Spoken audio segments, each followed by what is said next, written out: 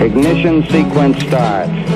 6, 5, 4, 3, 2, 1, 0. Liftoff. We have a liftoff.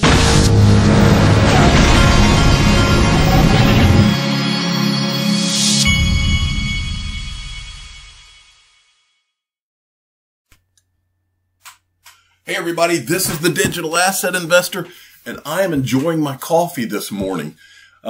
Today's a holiday. It's Martin Luther King Jr. holiday, and so my kids are home, but I don't really have any holidays because when you work from home and you do your own thing from home, it's always right there in front of you. By the way, while I'm talking, I'm going to get a wintergreen lifesaver. And I'm addicted to wintergreen lifesavers, by the way. I think I've told you that on this channel. Okay, today we're going to talk about Swift. I realize that there are many of you who have not been around for the last couple of years. And right in the middle, while we're looking at this SEC lawsuit, I think it's a good time to take and this video, which was sent to me by FudFit, it reminded me that we needed to take a step back and show some of you that have not seen what some of the people from Ripple were saying over the last couple of years and what they were trying to do and how much bigger all this is than just even an SEC lawsuit. Okay.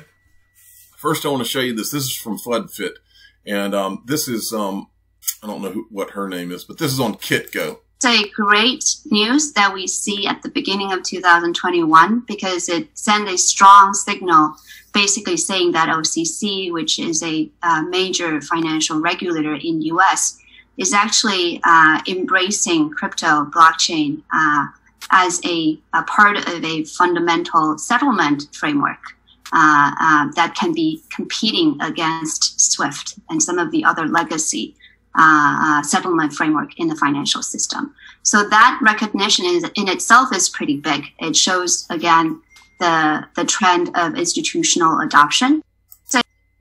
Okay. So I just decided I wanted to go back and show you some of the things you haven't seen and what has been said by people at Ripple or people that know about Ripple with regard to Swift over the last few years. Here's Chris Larson. I can't remember. This is from XRP Yo-Yo about Swift. It's fallen short a little bit. Has it just been harder to create a new kind of money than anybody anticipated? Yeah, I mean, those are great points, right? And I agree with you. The global financial system we have today is antiquated, right? It's SWIFT correspondent banking. That's how you move value cross-border. That's built in the 70s. You know, its days are numbered. It has to be replaced. So that was one of the things when Bitcoin came along was, okay, is that the thing? And again, is that the internet of value? And I think a couple of things, Bitcoin has its own idiosyncrasies that make that sort of difficult. One was, I think, the early boosters of it were true libertarians who believed you could go around the existing financial infrastructure. I think that was a mistake. Because it's the incumbents already have billions of people.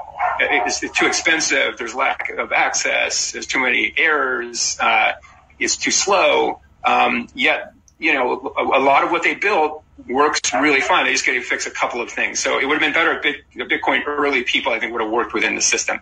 Bitcoin also has some other issues. It's a probabilistic settlement, right? Because miners can undo things theoretically, and it uses a lot of energy. But so I think also you're right. It's disappointing that Bitcoin kind of went into, hey, we're about store. Remember all that payment stuff we talked about? Well, we're about store value, right? Yeah, and that's kind of largely wealthy people, right? I mean, it's kind of cool. It's kind of digital gold, and I think that's a great use case for it.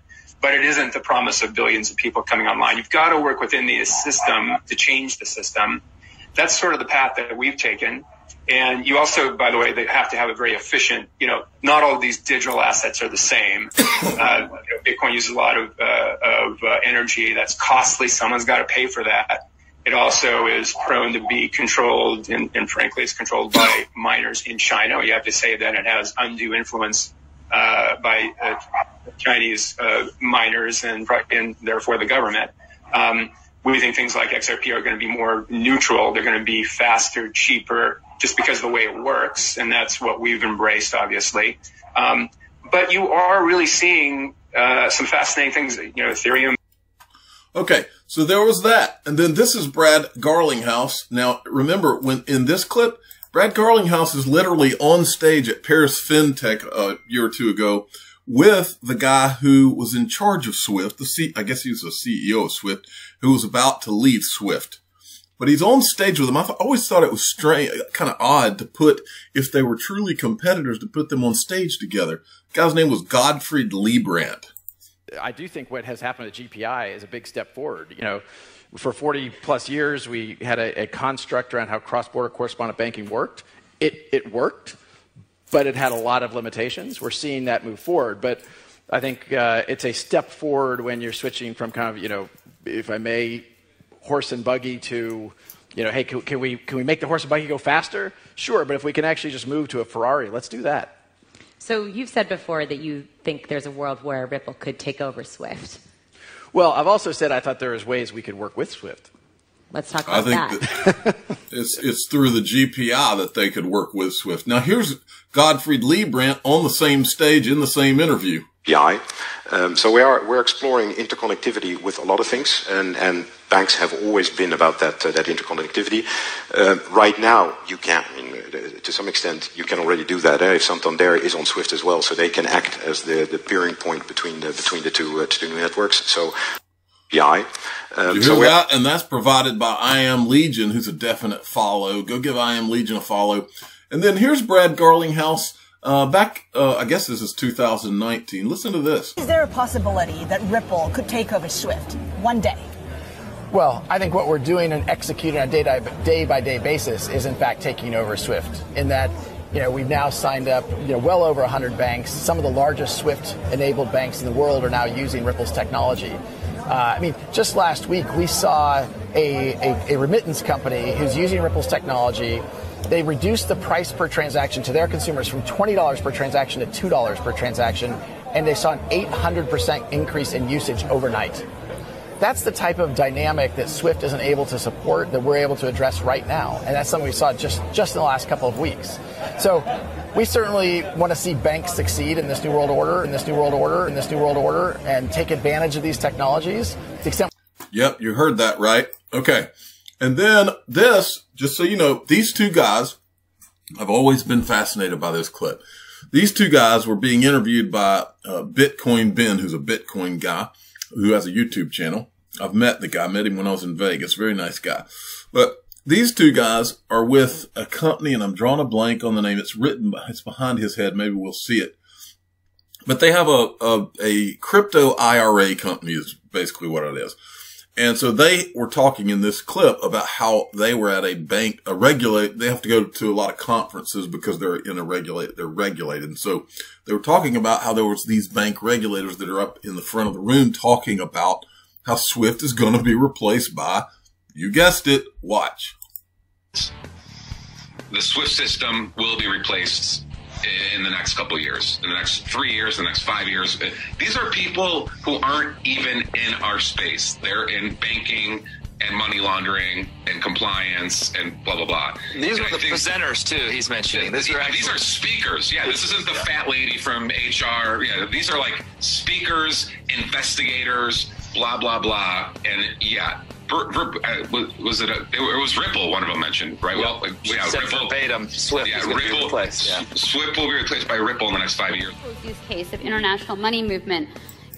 I don't know if I knew. I didn't even know that part of this was even on here. I'm afraid to play this. Look, by the way, go follow Notorious XRP.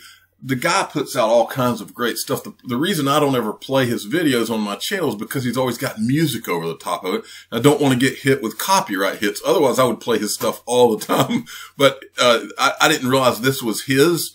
And I started to hear that music to check out who it was. But anyway, if you're listening, Notorious XRP, anytime you can provide me this, you find awesome clips, but anytime you can find me clips that don't have the music over it, I'm worried about getting the copyright strike.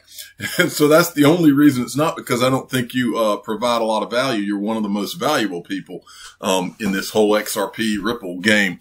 And so anyway, but I wanted you to see that clip from Bitcoin Ben show. Now, it's important to also show you this. This was a tweet from Barry Silbert where he's, and remember, Barry Silbert runs the Digital Currency Group, which is one of the first investors in Ripple. And all he ever talks about is Bitcoin and all that. You know all this if you've been listening to this channel.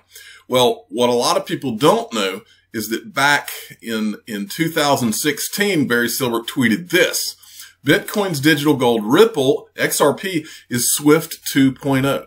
So this is not just us theorizing. It's not just Brad Garlinghouse getting on stage thinking or wanting.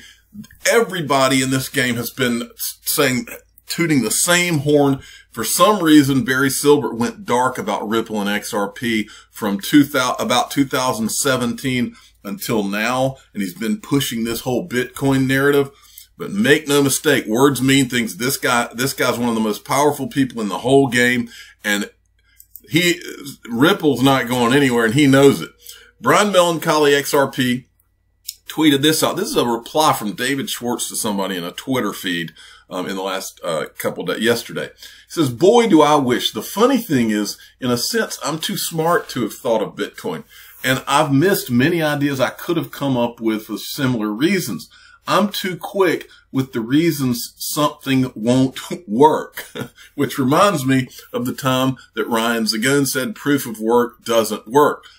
Bitcoin does not work for what Ripple has been working on. It does not. All Bitcoin will ever be is a store of value if it's allowed to be that. But it reminds me of this clip that I had put out a while back too. This is David Mills from the Federal Reserve Board. He's speaking, he was a speaker at Swell 2020.